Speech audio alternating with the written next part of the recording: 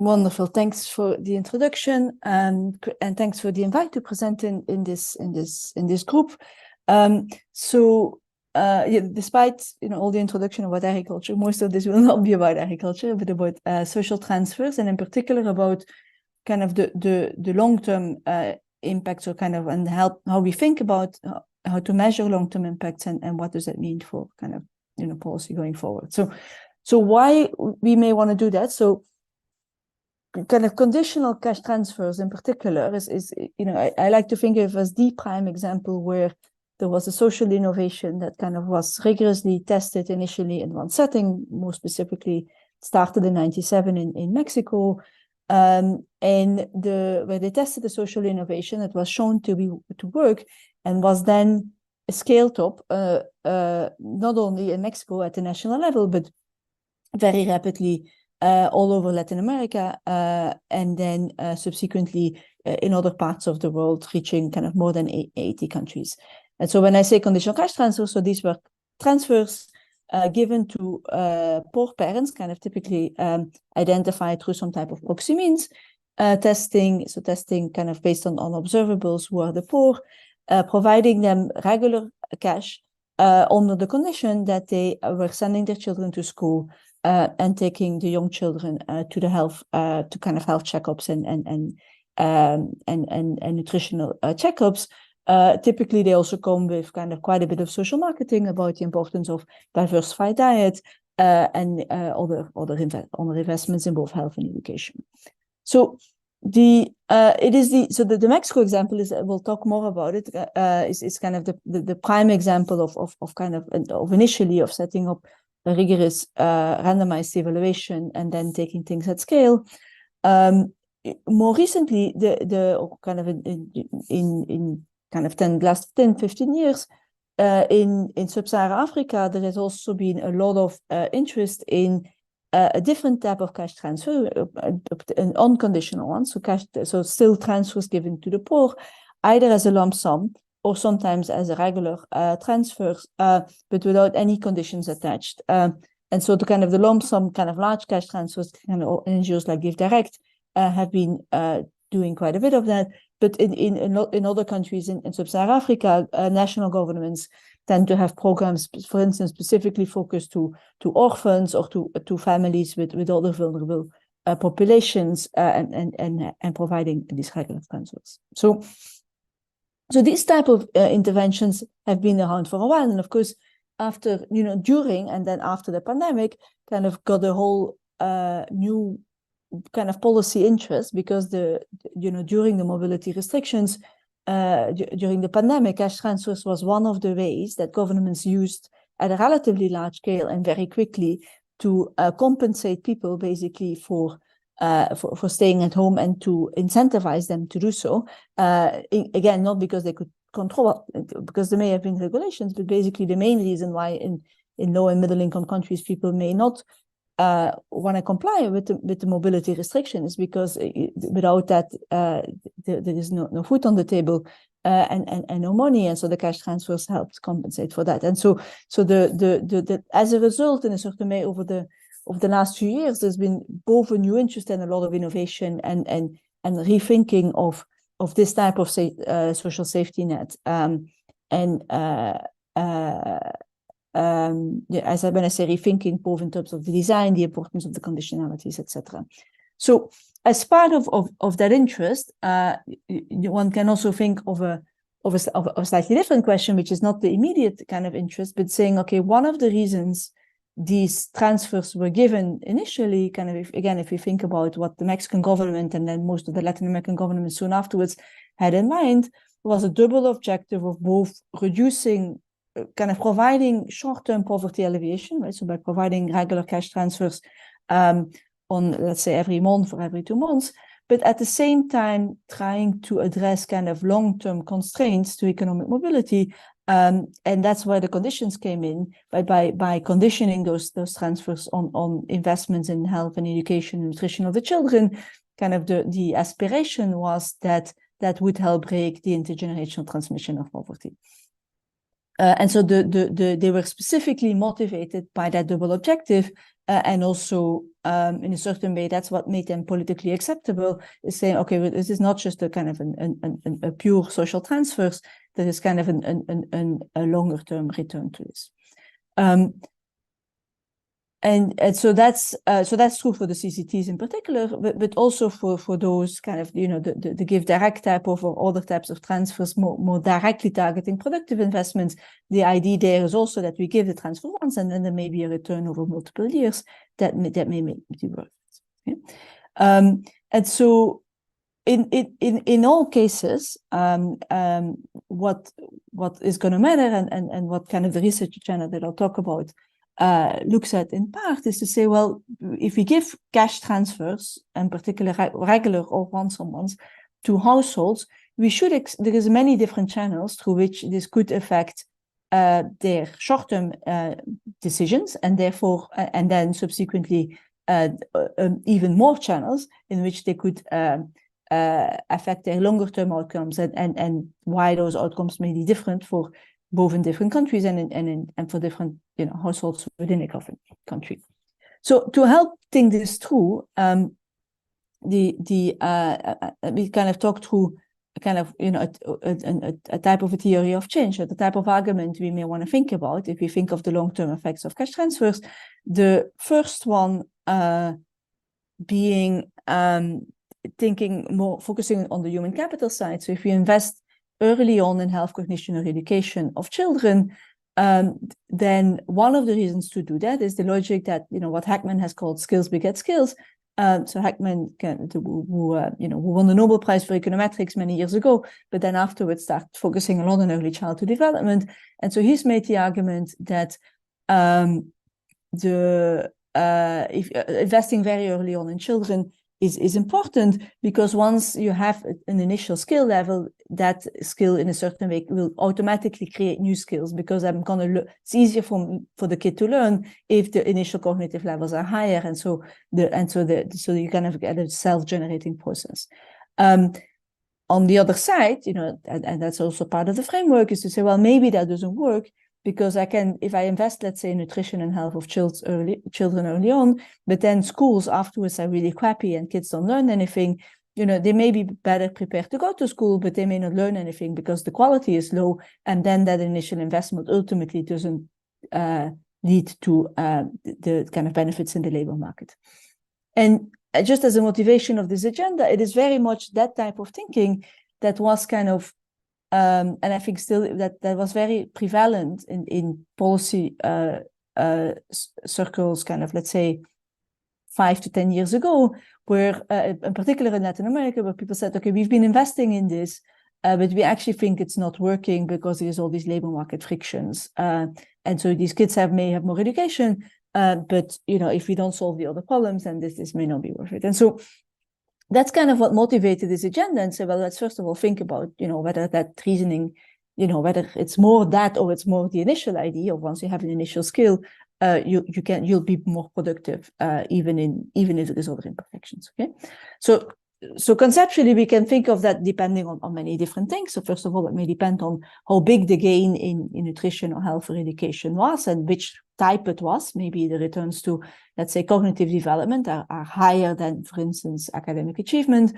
It may depend on the timing. If we believe that there are certain ages in which kids are more malleable, or the human capital of the kids are more malleable.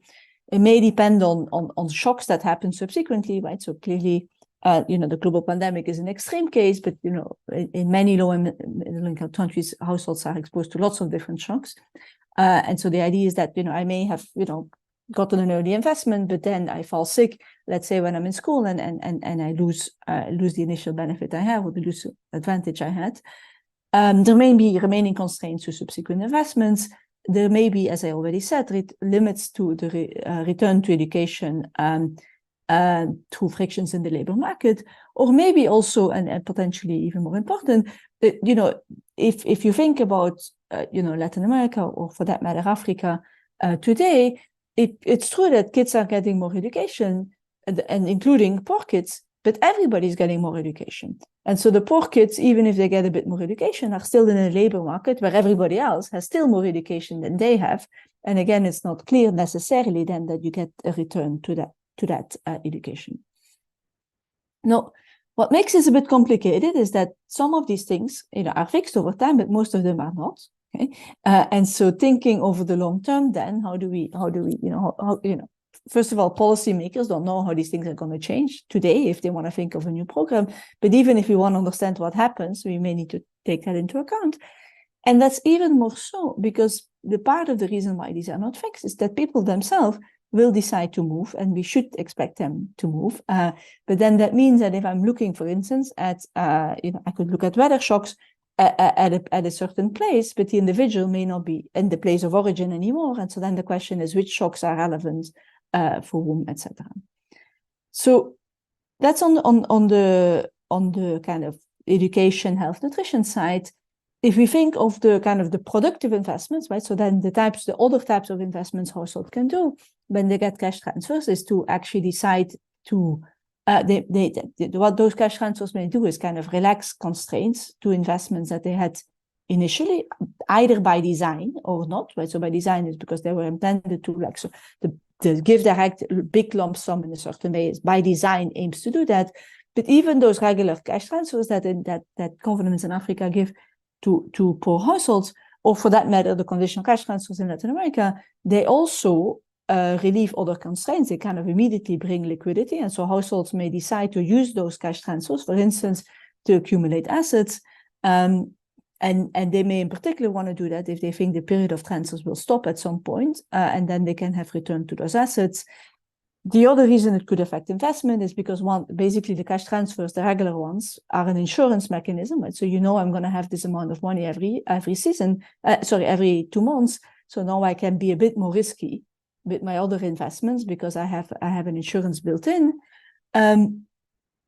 Or in addition, the messaging that comes with those transfers or the conditionalities when there are conditions may change the way households themselves want to invest. So maybe can change the preferences or the perceived preferences of the households, either because they relax information constraints, right? So if in some context, people may not realize, for instance, that vegetables and fruits and animal proteins are important for children, and part of what the social marketing around those interventions does is to explain that. Same thing with childhood vaccinations. It may change the beliefs about some of those. And then the other thing that can happen is that, and there is a whole literature on this, is basically changing social equilibria, either within the household, because, for instance, the cash transfers is given to mothers, and mothers in some contexts, otherwise don't have access to liquidity, and so that may change the power dynamics in the household, or it may change the dynamics within communities, for instance, because it becomes kind of something we collectively take ownership and something we can start talking about, we're collectively excited about. A lot of these programs kind of purposely build some type of a community infrastructure around it, etc., and that itself could then lead to further benefits. So again, even on the productive side, there's many different channels this could work, and a very long literature looking at these different things on the short term. Okay?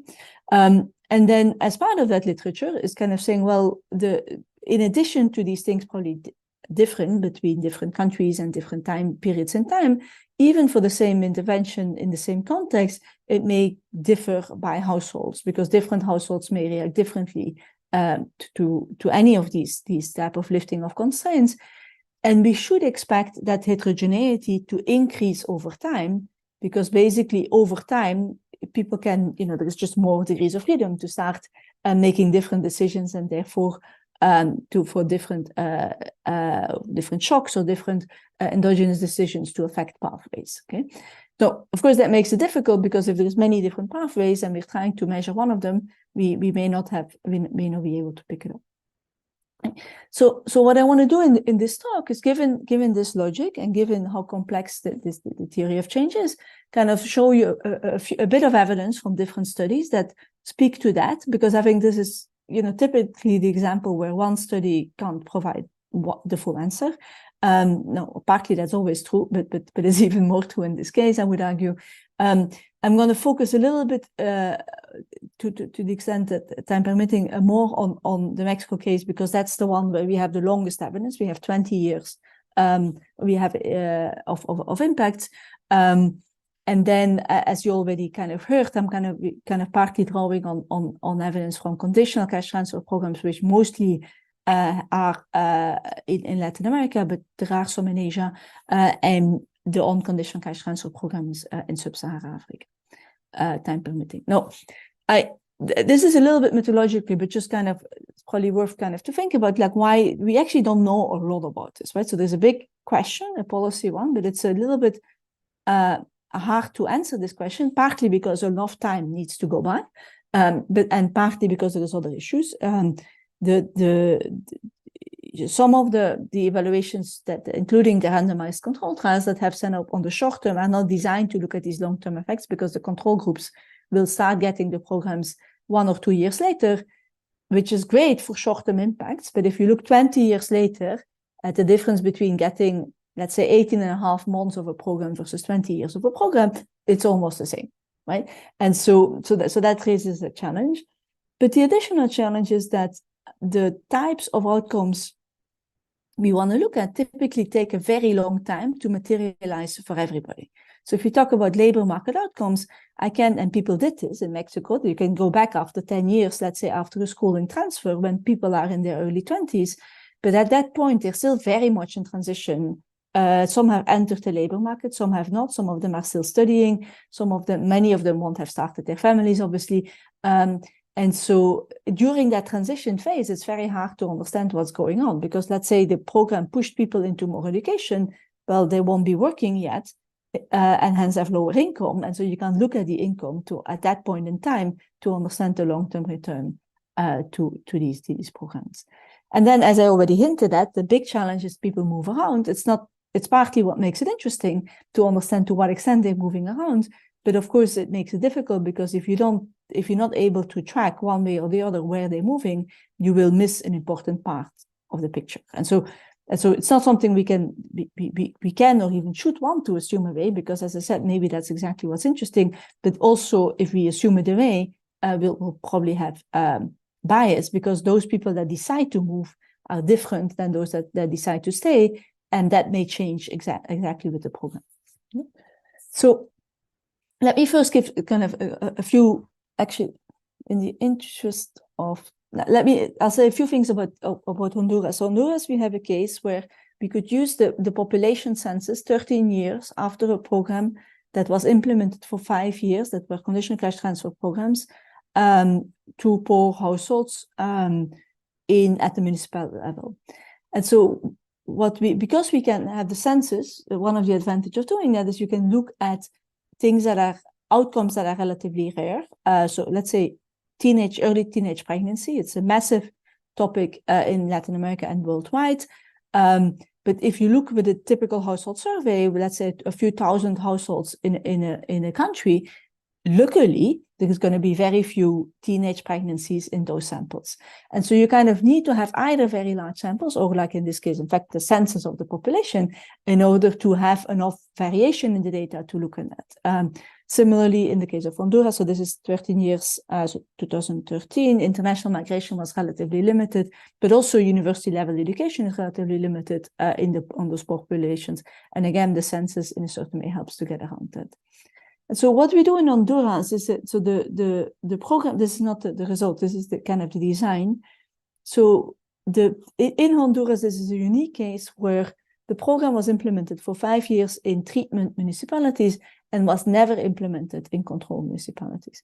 So what that allows us to do is to look at saying, well, let's see whether, if I get the kids that were very early on, they were exposed to this program, and in particular to the health and the nutrition components of the program for almost 5 years, versus the kids that were in 2000 already older, they were more exposed, or they were uniquely exposed, in fact, to the education component. And so we can compare which one makes a bigger difference if we look after 13 years. But we can also, and possibly even more interesting, look at what about the kids that weren't born yet, or the kids that, in fact, technically were too old to benefit because they were not eligible for the program. And so the ones that are particularly interesting for thinking of the long term is those kids that were not born yet and were, they had 0 years technically exposure to the program. If we see them changing, if we see outcomes for them changing, then it must be because the household sustainably changed the way they invest in the human capital independently of getting transfers.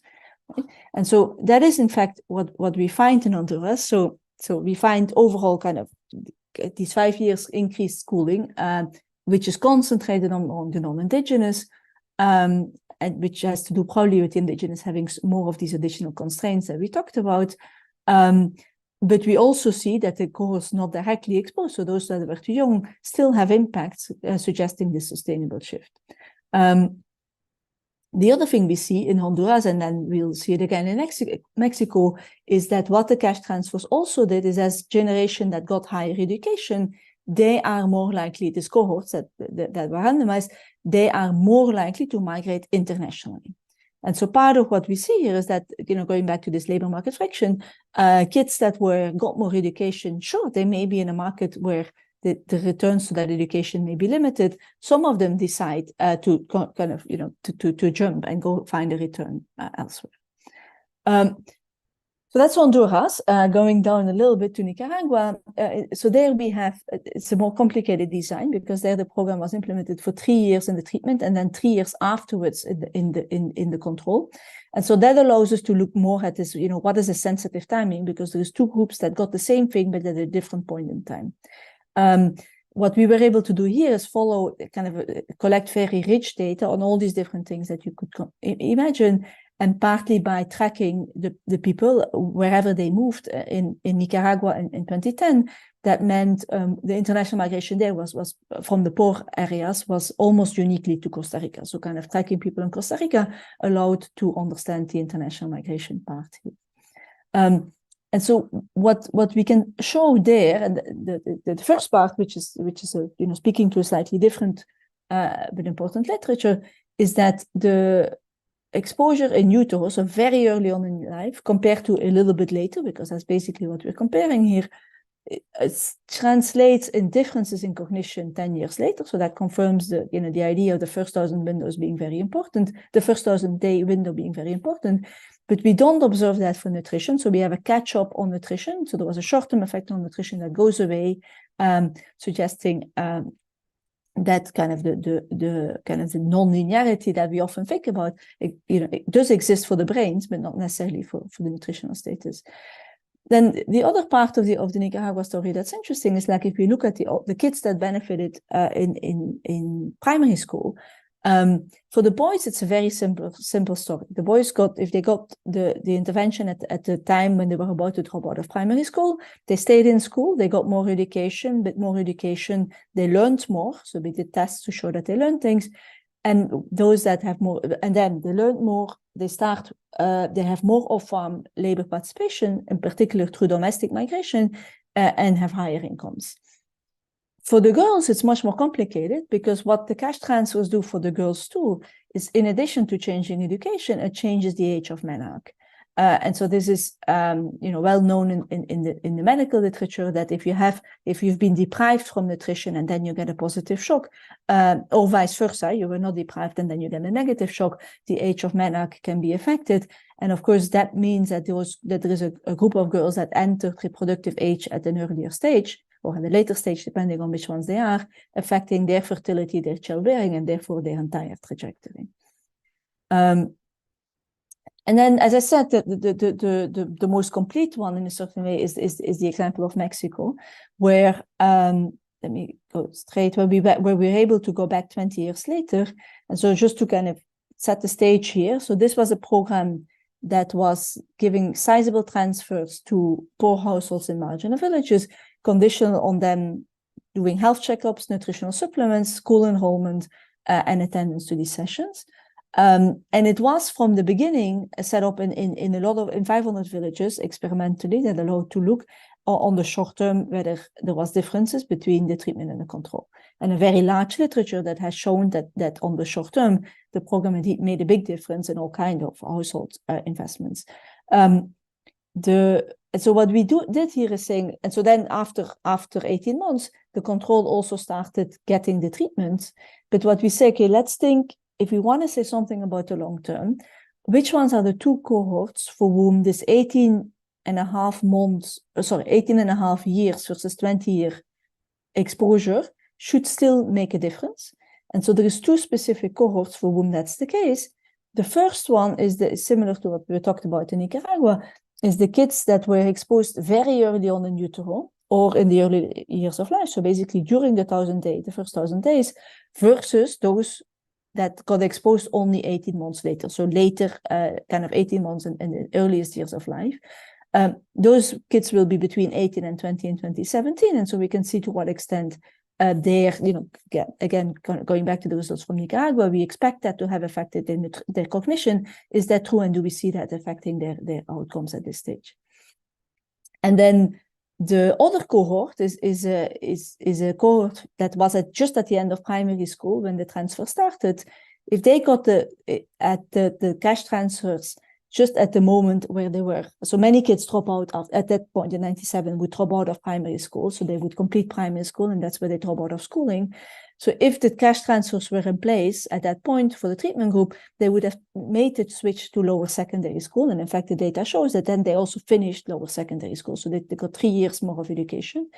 That's not true for the ones in the control because they would have dropped out in those 18 months in between. And then by the time the program started, they were no longer in school. And so we can show that we know from the short-term evidence, this is the way this particular program worked. So they got more schooling, which may mean they learned more, or at the very least means they got a higher educational level. But it also means in Mexico 2 other things. One is that typically it would mean that they went to school outside of the village because the lower secondary schools in most cases would be in the municipal town, not in the village. And so it made them mechanically mobile, if you want to. But also once you go to these bigger schools, you are exposed to a different network because so if you would have dropped out of school, your network was your village, and now your network becomes this bigger group of kids. Now, given how important networks are, not just for labor market, but in particular for migration, that potentially could make a big difference. So now, this is the interesting group of kids because they are adults. They're really adults 20 years later. So they've completely transitioned out. And so we can see to what extent we can really answer these long-term questions with them.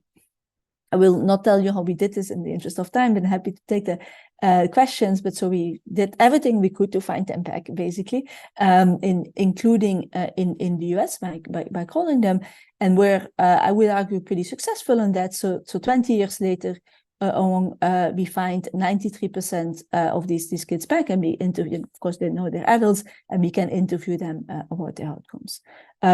This is where they were in 97. So for those of you who know Mexico, this is kind of the center of Mexico. And so the initial sample was basically in the 7 states around Mexico City is here. Okay. And then this is where they are in 2017. So the area that I showed you before is kind of here. Okay. So this is this area. So within this area, they've kind of gone, they've left the villages necessarily. Many of them are in Mexico City, as you would have expected.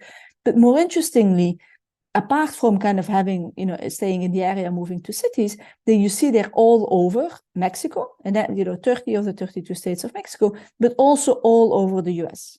And indeed, one of them in Canada. And so we see massive mobility. So this is the 2 cohorts that we talked about. Of the older cohort, 12%, 20 years later, was in the US. And then much less of the 18 to 20 years old. This is 2017. Trump just got elected. The border was basically closed, but also had been closing for quite a while. And so for this younger cohort, migration to Mexico, to US was much less of an option, but it definitely had been for this older cohort. And indeed, we can show that they had started migrating when they were 15, 16, so basically just after leaving school. And so, but then interestingly also is that apart, that's the extreme, but then the other thing that's super interesting is that only 1/3 is still in the village of origin. So if you were to go find them in the village of origin, that'd be the wrong thing to do because you'd miss the majority. And indeed, 40% is even outside of the state. And if we look where they are in Mexico, they're in many different types of places. So, or prior had been, they all moved to the 3 big cities, but that's not true at all. So that, this is the 3 metropolitan areas. They are in many other places, including semi-urban and rural places. And that's true for both, right? So that's true also for the early childhood ones. Of course, more of them are still, so the 18 to 20-year-olds, more of them are still in the state of origin, but only half of them is still in the village of origin. So this is the geographic mobility. Then in terms of educational mobility, we also see a very strong mobility story. This is the household heads. So these are not the kids we're looking at. These are there for comparison. And so on average in 1997, the household heads would have been 44 years old and they had 3 years of education. Their children, when they are 30 years old, have almost 9 years of education. So a tripling of the level of education within 1 generation. And so to make it more comparable, we limit this to the household heads that were about 30. So then it's, a doubling basically, but still a very large shift in the level of education. And that further increases for the ones that are still 10 years younger. So where you see that mostly is because they're more likely to finish higher secondary. And then you also see here that of that 18 to 20-year-old cohort, 23 is still studying. So again, the story for them is not finished. We're underestimating probably the impacts for them. So this is descriptive. Now let's see what we learn in terms of impact. So now this is different, comparing the treatment and the control. And so for the 20-year-olds, we see that across all different educational levels, there's a shift to the right. So the kids are more educated. They're more likely to have completed, so almost all of them now complete primary, so that's not interesting, but they're more likely to have completed lower secondary and upper secondary, including, and also university. This looks small, but it is significant because it is of very small percentages. So having been exposed 20 years earlier, very early on in life to these cash transfers means having more education when you are kind of about to enter adulthood. More education, while many of them are still in school, so that's why I was saying. And then because of this income problem that I described, we can't ask that the income today, or we could, but it would be meaningless. So what we do is we ask instead the income expectation. So, and when they're 30, what do you expect to earn? And so so that's also a significant increase. So they expect to be doing better.